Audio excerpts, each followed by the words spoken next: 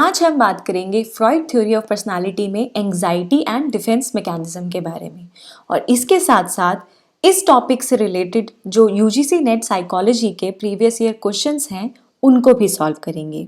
This video is the extension of the previous video जिसमें हमने बात करी थी कि किस तरीके से इड, ईगो और सुपर ईगो ऑपरेट करते हैं एंड किस तरीके से जो हमारा इड है वो अनकॉन्शियस में हमारी ईगो के ऊपर प्रेशर डालता है, and to deal with that pressure, to reduce that anxiety, हमारा जो ईगो होता है वो डिफेंस मैकेनिज्म्स को यूज करता है। अगर आपने मेरा वो वाला वीडियो नहीं देखा है तो प्लीज देख लीजिए, उसका लिंक डिस्क्रिप्शन बॉक्स में है। So anxiety, according to Freud, anxiety is a state of uneasiness that results from an impending threat.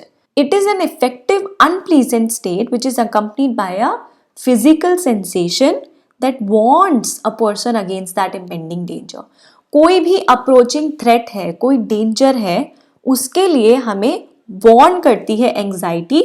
Only the ego can produce और फील एंग्जाइटी। हमने पिछले वीडियो में बात करी थी कि किस तरीके से ईगो पर प्रेशर पड़ता है इड के through, and ego now produces और feels anxiety, and there are 3 kinds of anxiety.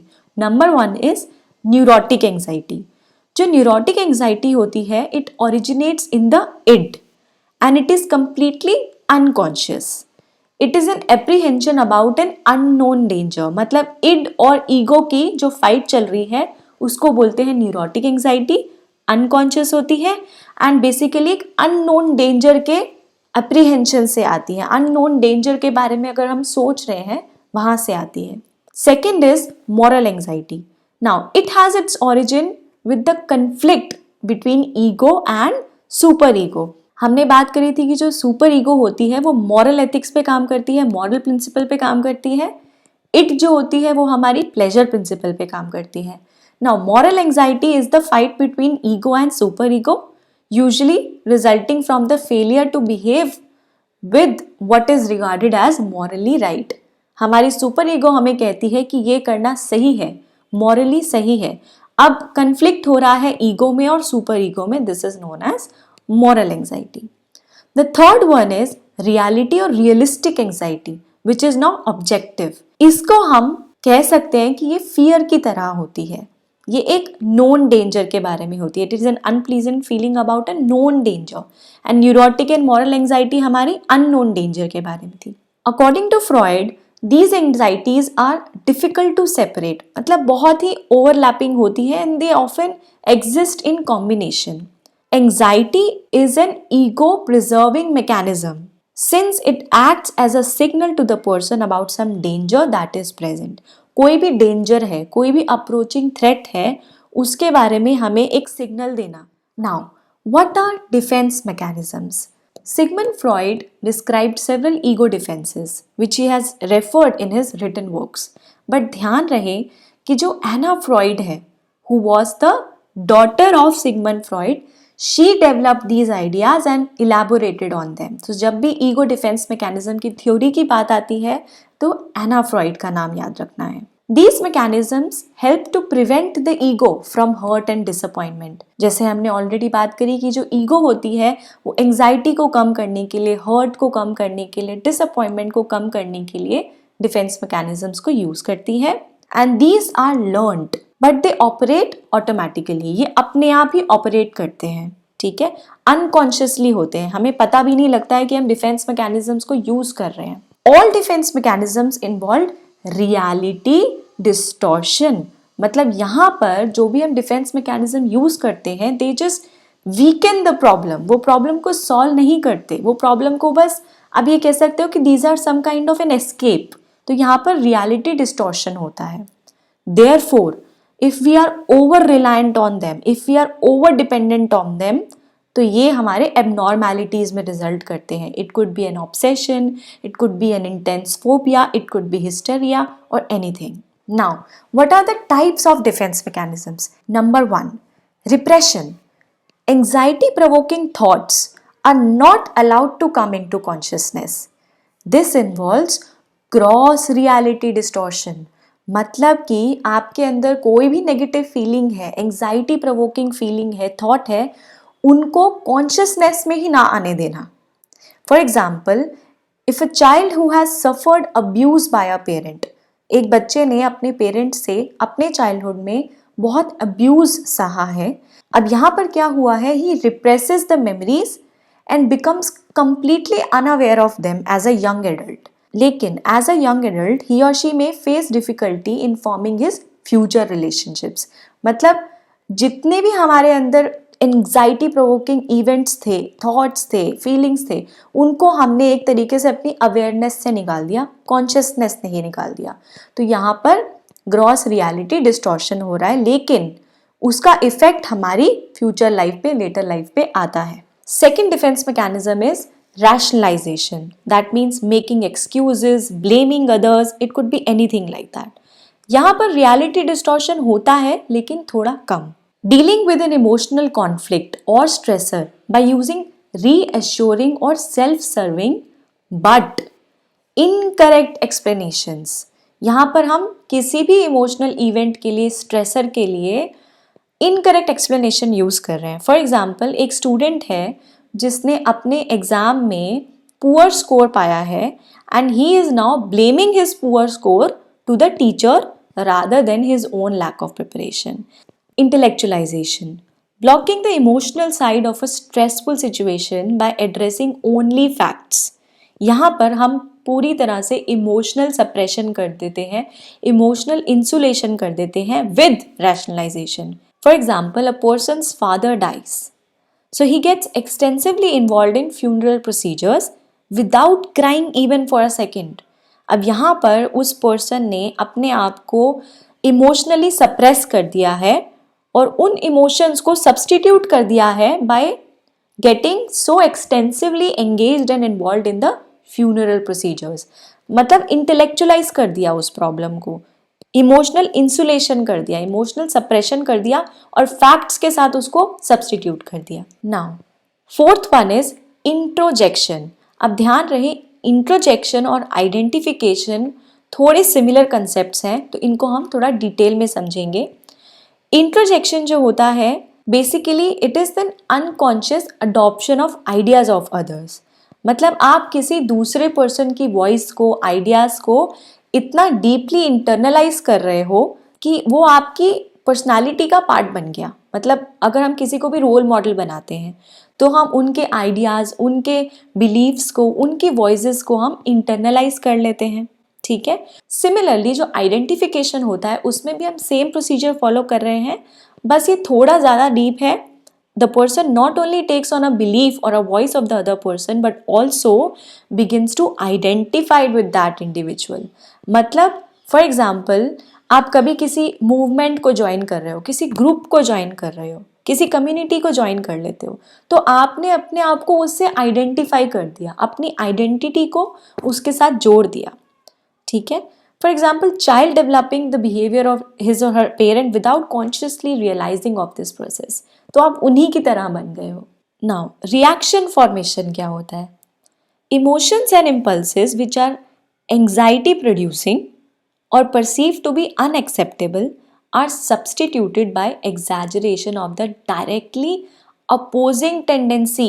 आप किसी को बहुत ज़्यादा डिसलाइक करते हो, ठीक है, लेकिन you treat that person in an overly friendly manner in order to hide those feelings. मतलब जो आपकी ट्रू फीलिंग्स हैं, आप किसी को पसंद नहीं करते लेकिन आप उसके साथ ओवरली ही फ्रेंडली हो रहे हो, दैट मीन्स आप रिएक्शन फॉर्मेशन का डिफेंस मैकेनिज्म यूज कर रहे हो। So basically we mask our negative emotions और self concept by doing the exact opposite of it. Projection, we attribute our own negative self concepts to others. आप किसी को पसंद नहीं करते तो आप कहते हो कि वो मुझे पसंद नहीं करता, तो आपने क्या किया, अपनी ही अनएक्सेप्टेबल क्वालिटीज को, फीलिंग्स को अस्क्राइब कर दिया to others. So we attribute our own negative self concepts on to others. Displacement क्या होता है? Redirecting a negative emotion from its original source to a less threatening recipient. आप अपने office में हो और आपके बॉस ने आपको स्कोल्ड कर दिया, आपको डांट दिया। अब आपने वो नेगेटिव इमोशन फील किया, लेकिन आप बॉस के सामने तो उसे बाहर नहीं निकाल पाए, घर आके अपने बच्चे के सामने आपने वो नेगेटिव इमोशन बाहर निकाल दिया। तो आपने क्या किया, रीडायरेक्ट कर दिया अपना negative emotion from its original source to a less threatening recipient. तो इसको हम कहेंगे डिस्प्लेसमेंट। अनडूइंग, एटोनमेंट, आपने क्या किया, अपने ही नेगेटिव, अनहेल्दी या कोई भी डिस्ट्रक्टिव इमोशन या बिहेवियर को अनडू करने की कोशिश की bye acting out the reverse of the unacceptable. For example, कोई चोर है, वो रॉबरी करने के बाद मंदिर चला जाता है, तो आपने क्या किया, अनडू कर दिया। So this is known as undoing और atonement defence mechanism. Now what is denial? Denial हमारा एक सबसे कॉमन डिफेंस मैकेनिज्म है जो काफ़ी लोग अपनी डेली लाइफ में यूज़ करते हैं। डिसएग्रीएबल और अनएक्सेप्टेड रियलिटीज आर रिजेक्टेड और totally screened out to avoid pain. मतलब आपने डिनाई ही कर दिया अपनी कोई भी अनएक्सेप्टेबल रियलिटी को। It occurs when you refuse to accept the reality और fact. You block the external events or circumstances from your mind so that you don't have to deal with the emotional impact.